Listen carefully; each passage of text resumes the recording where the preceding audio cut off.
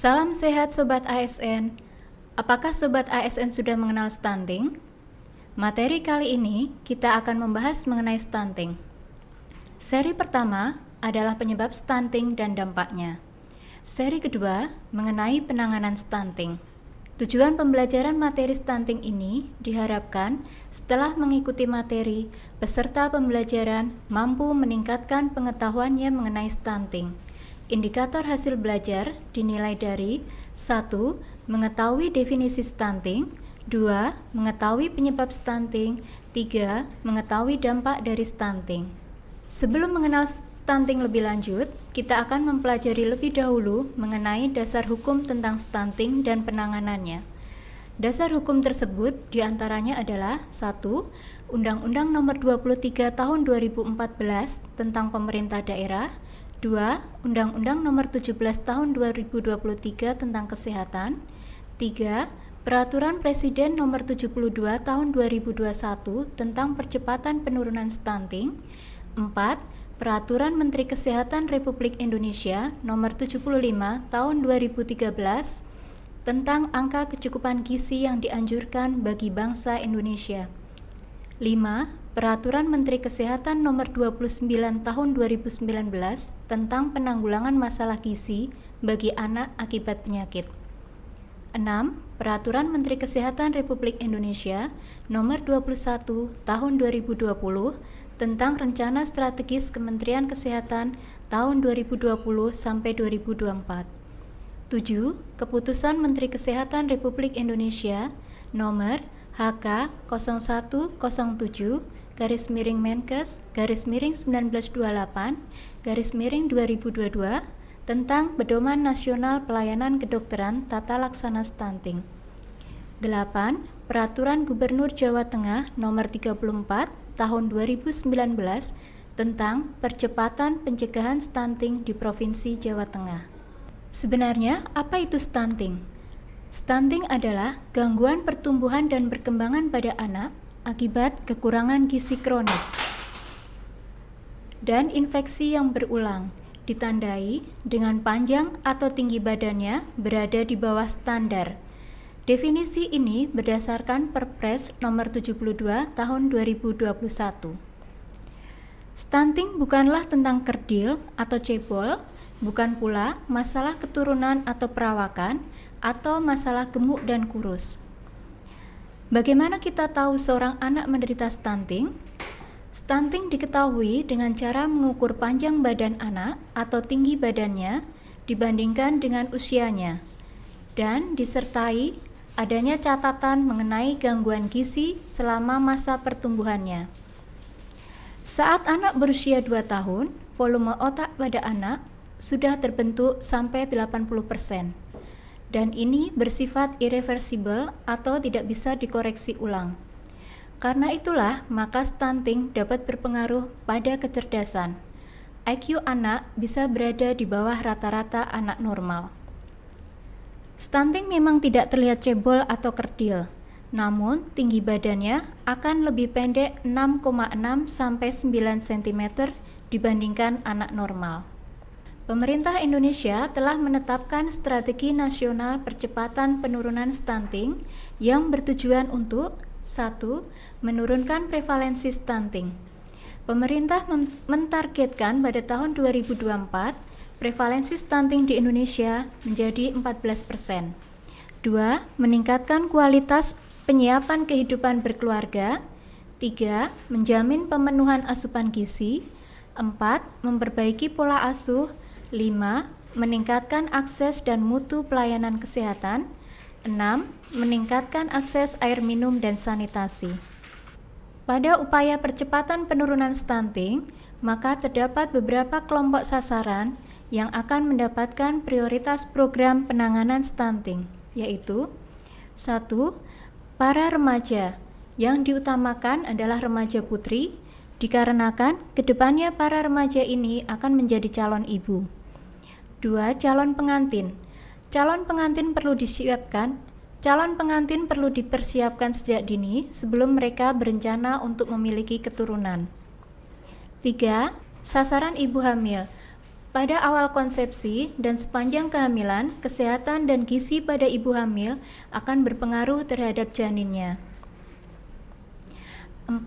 Ibu menyusui. Karena pada awal kehidupan bayi, makanan utama dan yang paling sempurna adalah air susu ibu. Tidak ada makanan lainnya yang gizinya sesuai untuk bayi. 5. Anak balita atau bawah 5 tahun, yaitu anak yang usianya mulai dari 0 hingga 59 bulan. Pada masa awal kehidupan ini, pertumbuhan dan perkembangan anak adalah masa-masa yang paling pesat dan menentukan untuk masa depannya. Apakah semua balita pendek itu pasti stunting? Ternyata tidak. Tidak semua balita pendek itu stunting. Untuk mendapatkan diagnosa stunting perlu dilakukan oleh dokter anak. Akan tetapi, anak yang stunting sudah pasti pendek. Program yang dilaksanakan oleh pemerintah adalah program pencegahan dan penanganan stunting yang diawali dengan screening atau penapisan, yaitu dengan cara mengukur panjang atau tinggi badan anak sehingga diketahui status gizinya pendek atau tidak. Pada anak-anak yang diketahui pendek, memerlukan penanganan lebih lanjut dengan cara pemeriksaan lanjutan di tingkat puskesmas, dan bila diperlukan tindakan lebih lanjut, maka akan dirujuk ke fasilitas pelayanan kesehatan yang lebih tinggi atau rumah sakit. Selain stunting, kita juga perlu mengenal apa itu wasting dan apakah bedanya stunting dengan wasting. Apabila stunting ditandai dengan pendek, maka wasting merupakan gizi kurang yang ditandai dengan kurangnya berat badan anak bila dibandingkan dengan panjang atau tinggi badannya. Kita lebih mengenalnya dengan proporsi tubuh yang terlihat kurus. Gizi kurang disebabkan karena kekurangan makan atau kekurangan zat gizi, atau bisa juga terkena penyakit infeksi yang berulang yang terjadi dalam waktu yang singkat atau akut. Sebelum mengenal lebih lanjut mengenai stunting, kita akan sedikit belajar mengenai perbedaan panjang badan dan tinggi badan. Panjang badan digunakan untuk anak berumur kurang dari 24 bulan dan pengukurannya dengan cara telentang. Sedangkan tinggi badan digunakan untuk anak yang berumur mulai 24 bulan ke atas dan diukur dengan cara berdiri. Apa saja faktor yang dapat menyebabkan timbulnya masalah gizi? Apakah itu akan selalu mengenai kurang makan? Mari kita belajar lebih lanjut. Masalah gizi timbul dari adanya beberapa akar masalah, diantaranya adalah pembangunan ekonomi politik, sosial, dan budaya yang belum merata ke seluruh Nusantara. Yang kedua adalah masih adanya kemiskinan, kurangnya ketahanan pangan dan gizi, serta rendahnya pendidikan.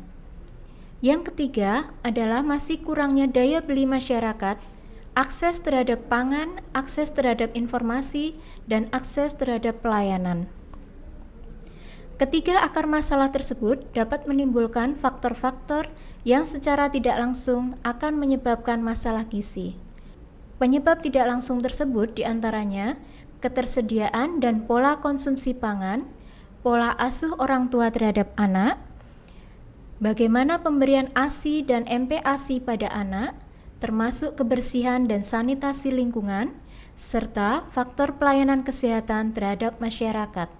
Penyebab-penyebab tidak langsung tersebut akan menimbulkan dua penyebab utama dari masalah gizi, yaitu kurangnya asupan makanan atau asupan gizi dan penyakit infeksi.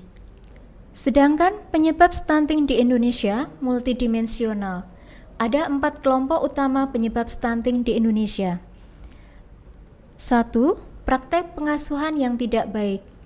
Kurangnya pengetahuan orang tua mengenai kesehatan dan gizi dari mulai sebelum hingga masa kehamilan akan berpengaruh terhadap janin yang dilahirkan. Sebanyak 55% anak usia 0-6 bulan tidak mendapatkan ASI eksklusif. Dan 1 dari 3 anak usia 6-23 bulan tidak menerima MPASI yang tepat. 2. Kurangnya akses ke bahan makanan bergizi. 1 dari 3 ibu hamil di Indonesia menderita anemia. Serta tingginya harga bahan makanan di beberapa daerah, sehingga berpengaruh terhadap ketersediaannya. 3. Terbatasnya layanan kesehatan, termasuk layanan ANC pada ibu hamil, PNC pada bayi, dan pembelajaran dini yang berkualitas. Dibuktikan dengan 1 dari 3 anak usia 3-6 tahun tidak terdaftar di PAUD. 2 dari 3 ibu hamil belum mengkonsumsi suplemen besi yang memadai. Menurunnya tingkat kehadiran anak di posyandu, tidak mendapatkan akses yang memadai pada pelayanan imunisasi. 4. Kurangnya akses air bersih dan sanitasi, yang dibuktikan dengan 1 dari 5 rumah tangga masih buang air besar di ruang terbuka. 1 dari 3 rumah tangga belum memiliki akses ke air minum bersih. Dari beberapa kasus masalah gizi yang ditemui di Kota Surakarta, kita mendapatkan beberapa penyebab, baik itu penyebab langsung maupun tidak langsung. Penyebab yang secara tidak langsung berpengaruh terhadap munculnya stunting atau wasting, yaitu pendidikan yang masih rendah, tidak memiliki pekerjaan yang layak, dan faktor kemiskinan. Ketiga hal tersebut di dalam suatu keluarga akan berpengaruh terhadap ketersediaan pangan dan air bersih, perilaku hidup bersih dan sehat, gaya hidup keluarga, seperti adanya anggota keluarga yang merokok atau memelihara hewan di dalam rumah. Pendidikan, pekerjaan, dan kemiskinan juga berpengaruh terhadap pola asuh orang tua kepada anaknya, terutama pengaruh pada pola makan. Keyakinan yang dianut dalam suatu keluarga juga dapat mempengaruhi status kesehatan keluarga tersebut. Sebagai contohnya keyakinan seseorang yang menolak imunisasi akan menyebabkan anak mudah terkena penyakit. Dari semua penyebab tersebut akan berujung pada penyebab langsung atau penyebab utama masalah gizi, yaitu asupan zat gizi yang kurang dan adanya penyakit infeksi atau penyakit penyerta. Berdasarkan Susenas, kita dapat mengetahui konsumsi pengeluaran per kapita per bulan di masyarakat. Yang paling besar, 60,19% adalah untuk konsumsi non-makanan. Sedangkan konsumsi makanan minuman termasuk tembakau atau rokok sebesar 39,81%. Dari 39,81% ini, 14,2%-nya dibelanjakan oleh masyarakat untuk rokok. Hal tersebut akan mempengaruhi kemampuan pemenuhan keluarga terhadap makanan atau zat gizi anggota keluarganya. Satu contoh gambaran balita stunting di Kota Surakarta dan beberapa penyebabnya.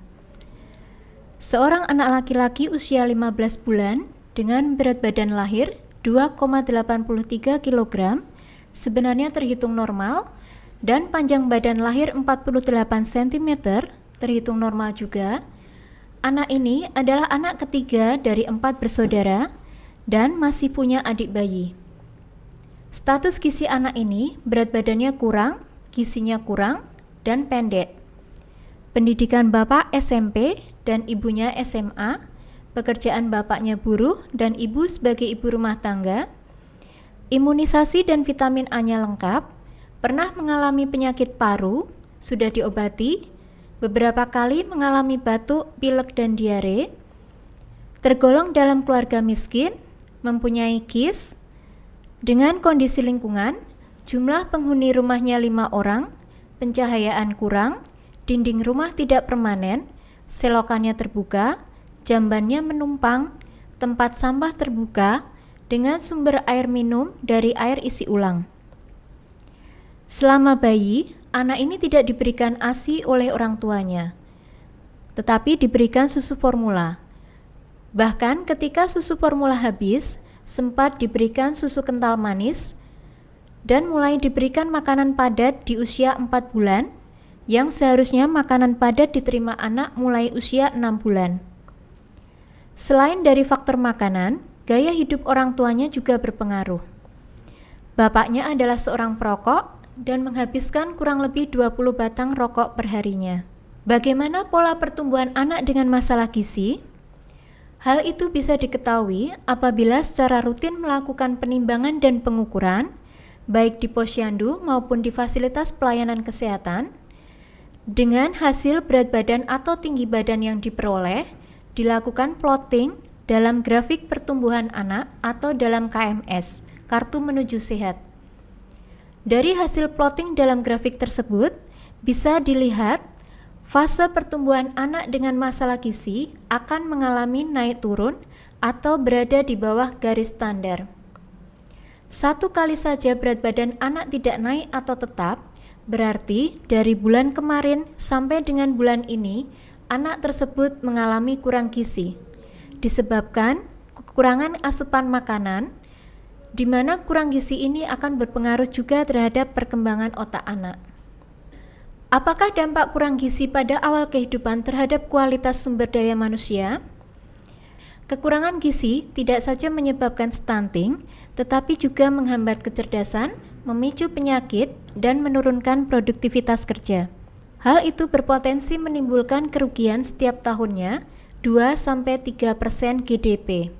Dampak dari kurang gizi atau dampak dari stunting, kita mengenalnya dengan 3G, yaitu gagal tumbuh, gangguan perkembangan kognitif dan motorik, gangguan metabolik pada usia dewasa. Gagal tumbuh dapat dimulai dari masa kehamilan, sehingga anak yang dilahirkan berat badan lahirnya rendah. Anak menjadi kecil, pendek, kurus. Sedangkan gangguan perkembangan dikarenakan pengaruh pada perkembangan otak, hal tersebut akan berdampak pada keberhasilan pendidikan anak.